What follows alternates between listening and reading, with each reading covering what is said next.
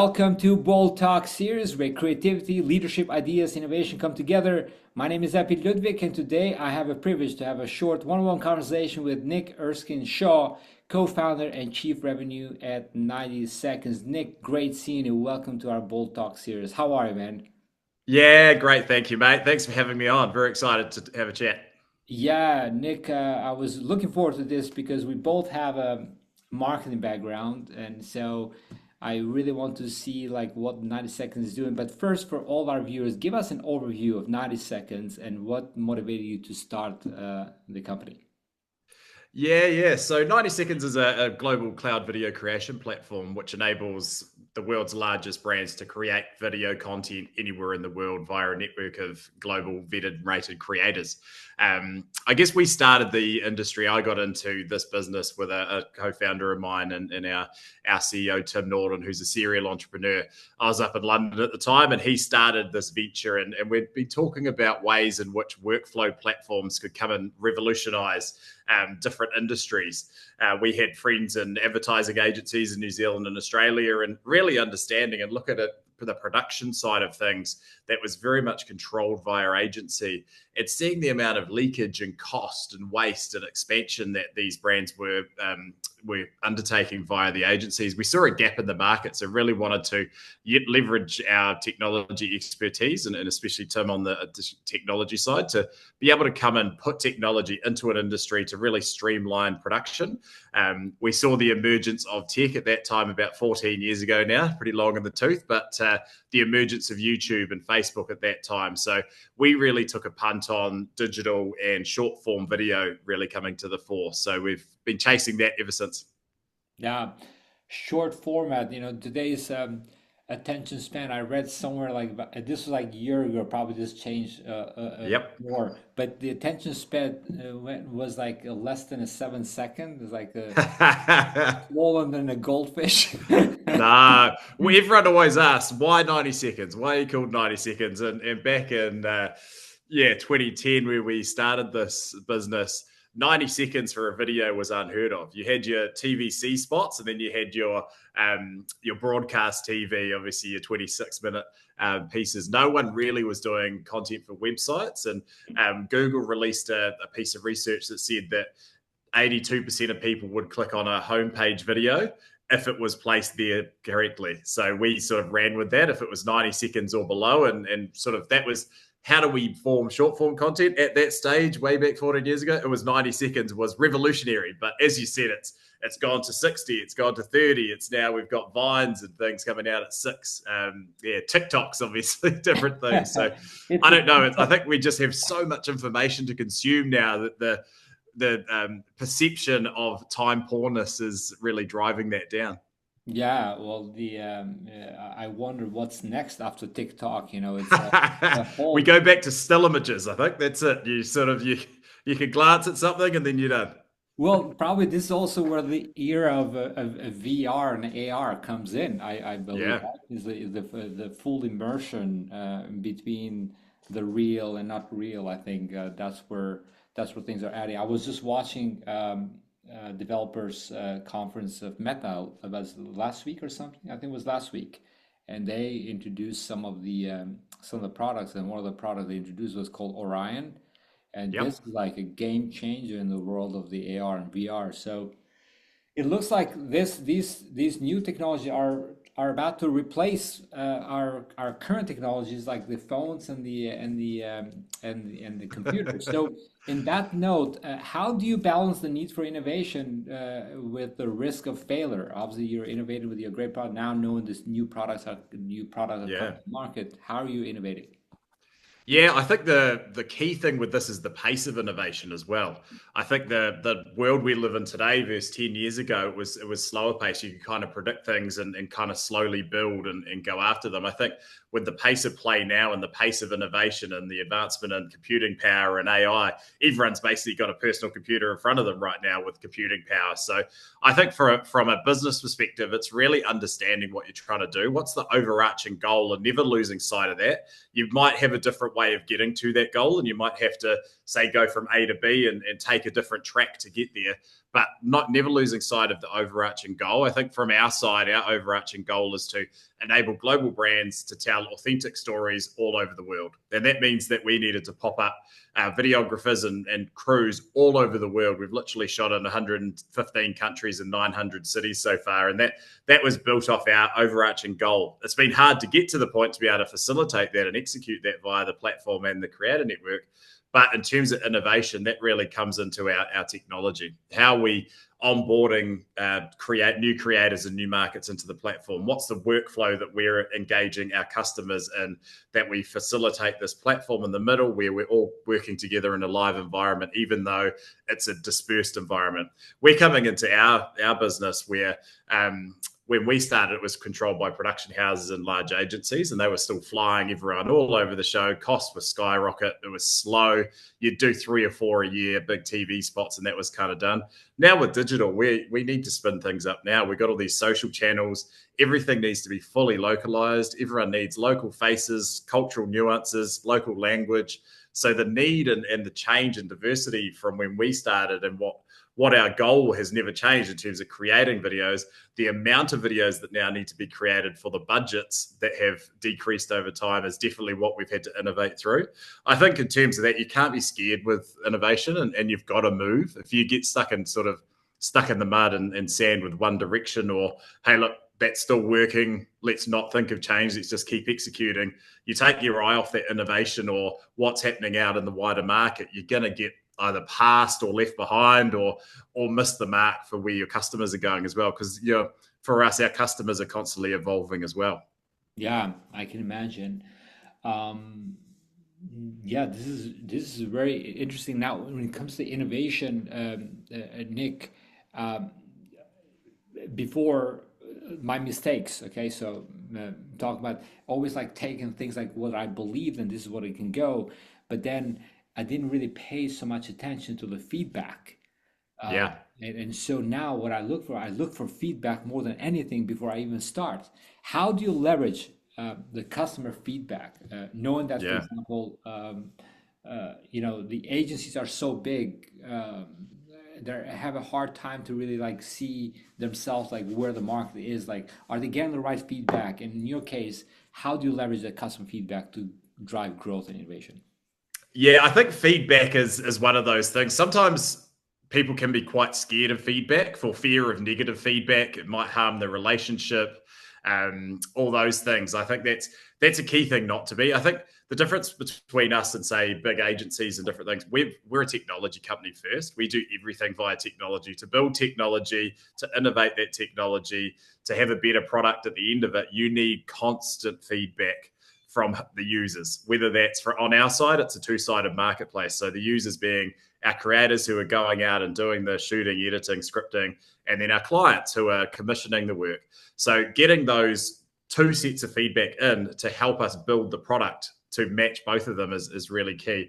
I think for us, I mean, we get feedback every single time a job is created by both the creators and by the brands. So after putting 50,000 videos through our platform so far, I mean, the amount of data that we have, and now I guess you look at where we are now and dabbling with some of the AI features and different things, we've got a whole lot of delivery data that we're now using to feed our algorithms and different things that are now super useful. If we hadn't been collecting data for the last 14 years, we'd be at a different place than we are today. So I think in terms of being open to feedback constantly and actually pushing and asking, and I think that's a key job of marketing and our communications, is never be scared to ask the hard questions, because it helps you tweak and change your product so you don't get, again, left behind.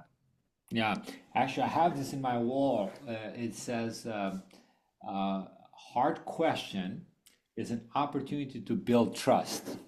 100%. 100%. And a And lot if of you people, don't know, yeah, don't people just make things up or yeah, lie and say, yes, we've done that. And I think the startup journey is one thing, right? Sometimes you might be on a journey to build the thing that you need to sell to the customer. Sometimes you might have already sold it to the customer and then you rapidly build to get it just in time, right? That's part of the startup journey. But I think bringing your customers, and on our side, both the creator network and our customers along on the journey with us just builds that trust and cadence. I mean, we've had some of our customers for over a decade now, and they've just lived the evolution of the platform and it getting better and better as it's gone through the life cycle. So we do quite often do with our big customers focus groups. So we really hammer in there and just tell us everything that's annoying you, everything you'd like to see. What's your sort of purple cow vision? How would we stand out further for your business? What are the overall opportunities? If we take off the 90 seconds lens and you as a customer, what would you, as a business, what would you completely love us to be or try to be? And then we can sort of work backwards from there. What's feasible, what's not? And then, but at least we know their ambitions, and that's how you get sticky and build that trust from my perspective. Yeah. You know, I learned this from my mentor. He asked me one time, he said, "Do you know what is your biggest threat in a business?" And I was like, well, trying to all the come and said, no. The biggest threat in a business is the unspoken.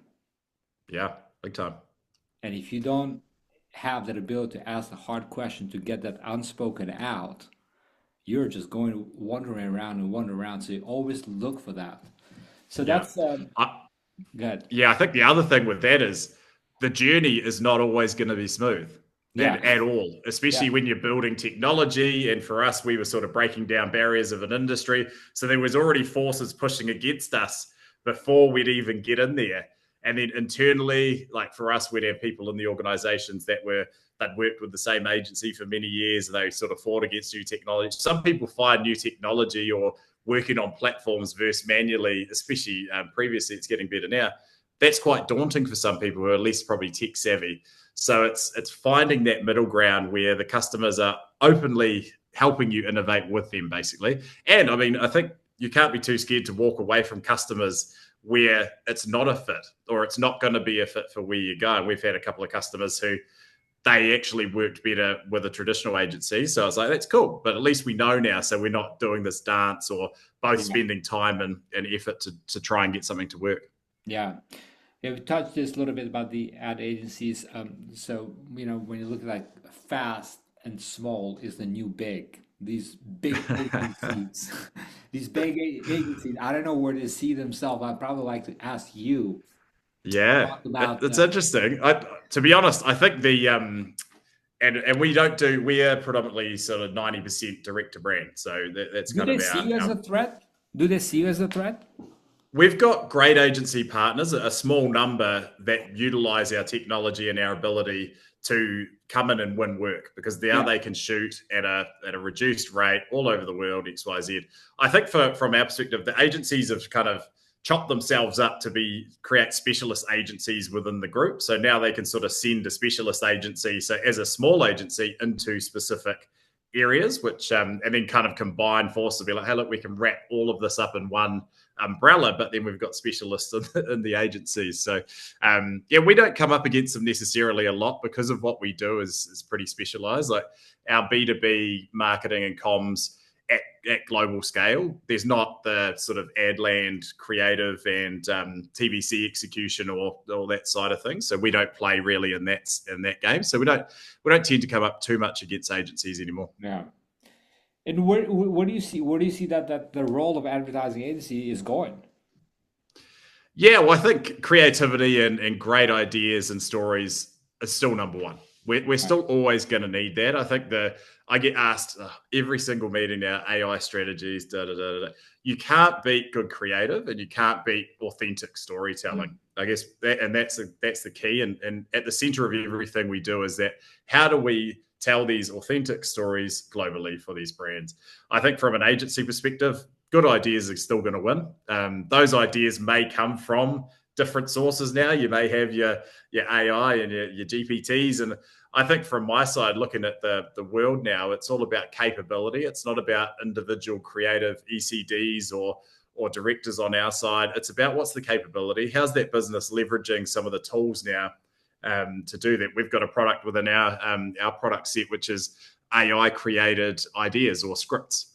So we're starting to see that leverage coming through some of our productization solutions that we're delivering to brand as well. So I think as it evolves, there's always going to be top end creative. There's always going to be the big bang pieces for the different times of the year, and really important product launches and things. So there's definitely space for that. It's Yeah. an interesting one though. Yeah. Now, how do you stay ahead of emerging trends and technologies? I mean, there's always this new shiny thing that comes in the market almost Yeah. every week.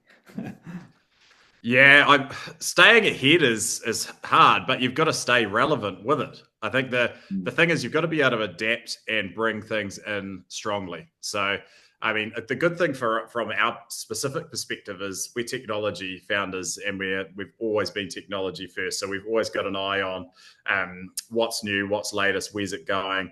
Things like AI, we're straight in there. We've got a whole development team as well. So obviously them coming in and we're building things, and we're right in the middle of that with our product team and getting ahead. So all of our team globally has GPTs running and assisting in different ways. We've bought different AI bots and tools in to streamline, say, even our development's about 15% down now by utilizing some of these tools. Because I think in terms of innovation, I mean, the AI generation's here. It's how to utilize that. How do you? We look at it in two ways. There's sort of on the creative and content creation side. But for us, the first piece is how do we streamline ourselves internally, operationally, strategically, and utilizing these things to streamline our business and reduce costs and increase efficiency and all those things. So I think you've got to be aware, and you've got to be open to change, and you've got to be able to move fast, because if you're too down a path, then it's really hard to change. Now, with that, obviously, Nick, there's a failure is waiting for you, or it's just, is right behind you when you're trying and you innovate, right? How do Yeah. you encourage risk taking within teams? Yeah, well, we've had an interesting journey. We've been up, down, around, and had different plays at different things and tried different things. We were building with some things with Google. We were doing things years ago all over the show. But I think for us, you've got to take risks to stay relevant. Otherwise, again, you're staying in one lane. You're comfortable. If you're ever comfortable in a startup, that's when you got to be looking around going, geez, we're missing something here. We're not ahead of the curve. And again, it comes down to when you are having open conversations with your customers and with your other partners and within the business. What are we missing here? If it goes quiet, you should be hearing all sorts of noise of what's happening, what's coming in. Have you seen this latest? Have you seen the adaptation of this? Have you seen that? That's what you want to be. And I think encouraging everyone in the team and your sort of universe to have that open loop feedback, again, coming back to that. So the awareness is the first piece. If you just, and it's hard in business too. You might be, especially when you're growing, everyone's working, doing 3 or 4 different roles. You're all busy. It's hard to have that piece of time where you're still looking out of your sphere to see what's going on. People go, oh, we're killing it. Look at our growth rate. Look at all these different things. But now with the pace of change, if you miss something, and you'll just get missiled from the side, and that can be fatal for a business. So you always got to be on the boil.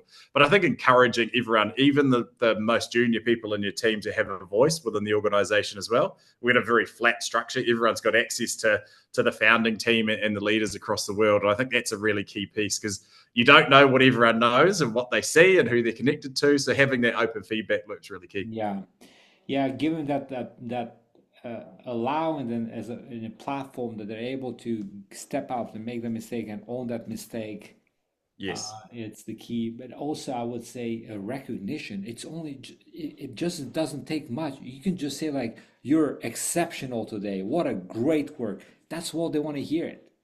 You know, 100%. 100%. and it's No, an that's easy. key.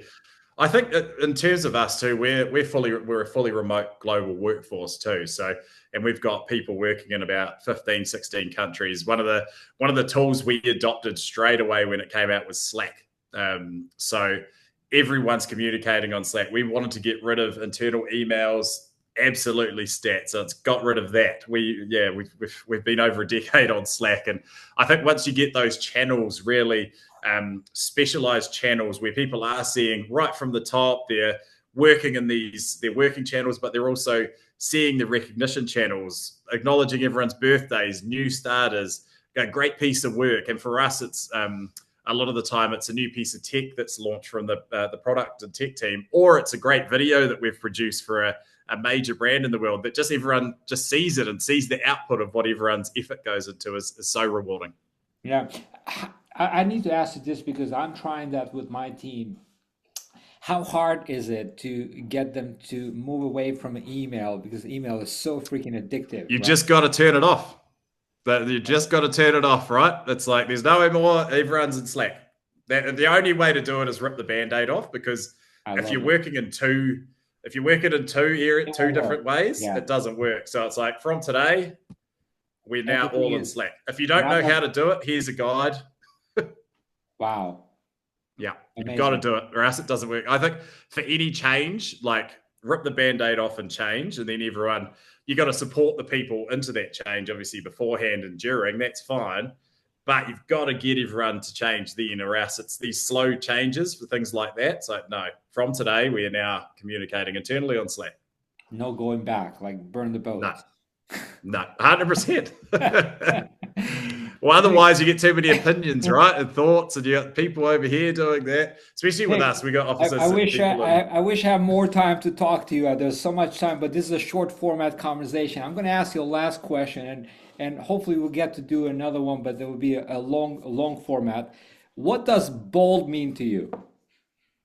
I think being bold is anyone having a crack, and having a crack is a pretty Kiwi term, but having a Sure. crack means that you're having a go at something, trying something out of your comfort zone, but trying to build and be successful on your own bat. So being bold is having a crack, try something new, innovate, and be successful. I think that's it. A lot of people sort of stay in the same lane, do the same thing, which is fine, all good, but that's not me. I want to see everyone having a crack and doing what they're passionate about. Very, very well said. Well, always be bold, Nick. Congrats for all your achievements. Thank you for joining me in this Bold Talk series and look forward to seeing you soon again. Until next time, take care, be great, and be bold always. Thanks, mate. Take